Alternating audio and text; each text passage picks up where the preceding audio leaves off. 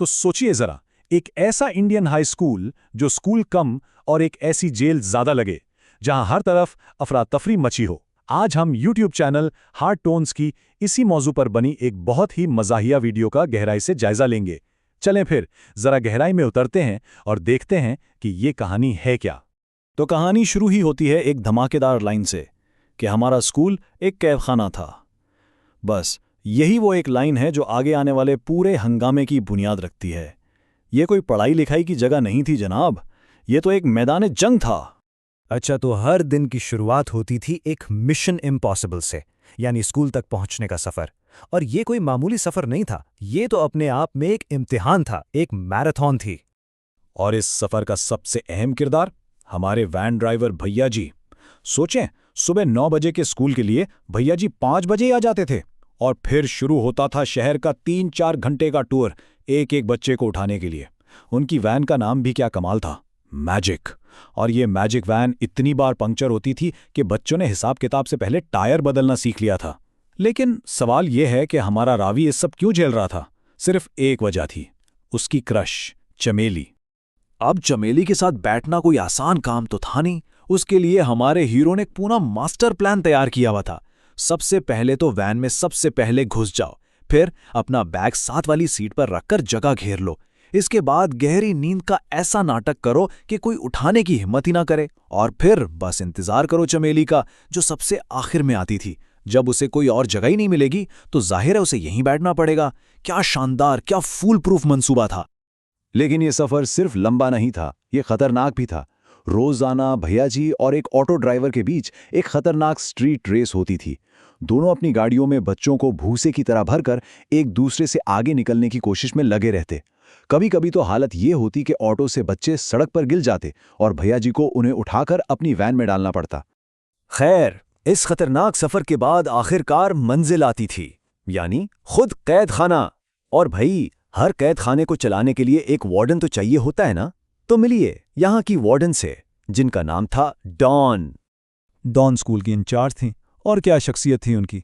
कद छोटा, पेट बड़ा, और ऐसा लगता था जैसे वक्त के साथ उनका कद और भी सुकड़ता जा रहा है। हालत ये थी कि उन्हें गाड़ी चलाने के लिए खड़ा होना पड़ता था ताकि सड़क नजर आए। और अफवाह तो ये भी थी कि वो छत पर स्नाइपर राइफल लेकर बच्चों पर नजर रखती थी। और उनकी दहशत की एक मिसाल ये भी थी कि रोजाना स्कूल आते हुए वो 2 से 4 कुत्ते अपनी गाड़ी के नीचे कुचल देती थीं। इस एक बात से ही उनकी खौफनाक शोहरत का अंदाजा हो जाता है।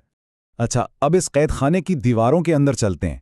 यहाँ एक बिल्कुल ही अलग दुनिया आबाद थी।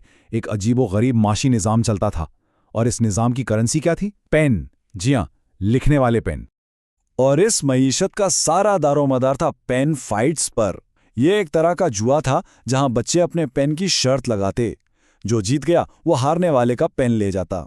इस खेल की वजह से कुछ लोग तो पेन के बादशाह बन गए और कुछ बेचारे बिल्कुल कंगाल होकर रह गए। देखें, यहां समाजी हैसियत का फैसला आपके पास मौजूद पेन से होता था। अगर आपके पास 3 रुपए वाला यूज एंड थ्रू पेन है तो आप समाज के सबसे निचले तबके से हैं। 5 रुपए वाला जेफी जेल आपको आम आदमी का दर्जा देता था। लेकिन अगर आपके पास ट्राईमैक्स पेन है तो भाई आप तो शाही खानदान से ताल्लुक रखते हैं, आप इशराफिया हैं। और इसी ट्राईमैक्स से जुड़ा एक वाकया है जो कौमी बहरान बन गया था।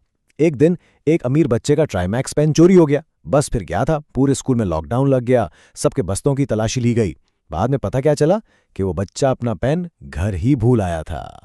अच्छा, तुलबा और इंतजामिया तो थे ही अजीब। अब जरा यहाँ के उसातिज़ा से भी मिल लेते हैं, जो किसी से कम नहीं थे। इनमें सबसे नुमाया थे अंग्रेजी के उस्ताद, जिनका प्यार से नाम रखा गया था छोटा भीम। उनका बुनियादी मशगुला था लड़कों की धुलाई करना। कद इतना छोटा था कि थप्पड़ मारने के लिए उन्हें उछलना पड़ता था, और लगता था कि जितने ज्यादा बच्चे जख्मी होंगे उतना ही उन्हें बोनस मिलेगा। पढ़ाने का तरीका तो और भी कमाल था। अंग्रेजी का तर्जुमा अंग्रेजी में ही कर देते थे। और उनका अजीब रवैया सिर्फ मारपीट तक महदूद नहीं था। वो अक्सर क्लास में लड़कियों से पूछते थे कौन सा परफ्यूम लगा कर आई हो, जिससे पूरी क्लास में एक अजीब सी खामोशी छा जाती थी। तो आखिर में बात करते हैं इस मुकम्मल एनार्की की जो तुलबा के दरमियान आम थी। इस स्कूल में नज़्म ज़ब्त नाम की कोई चीज़ थी ही नहीं। और इस सारी अफरा तफरी और लाकानूनियत का हेडक्वार्टर कहाँ था? बाथरूम्स में। जी, यही वो जगह थी जहां सारे जराइम पनपते थे। अंदर क्या होता था? हर वो चीज़ चोरी हो जाती जो दीवार से उखाड़ी जा सकती थी। लाइट के बल्ब, पानी के नलके, साबुन की टिक्कियां और यहां तक के फिनाइल की गोलियां, जिन्हें कुछ ज़हीन लोग माउथ फ्रेशनर समझकर खा भी जाते थे। और इन सब हरकतों के पीछे मंतिक क्या थी? बहुत सादा, हमने फीस दी है, स्कूल हमारा है। मजे की बात तो यह है कि इनमें से आधे से ज्यादा ने तो फीस भी नहीं दी होती थी। तो आखिर में ये सारी कहानी हमें एक सवाल पर लाकर छोड़ देती है। क्या ये स्कूल वाकई सीखने की जगह थी या फिर ये जिंदा रहने का एक सबक था? ये सवाल ही इस पूरी मज़ाहिया और अफरा तफरी से भरी दास्तान का असल निचोड़ है।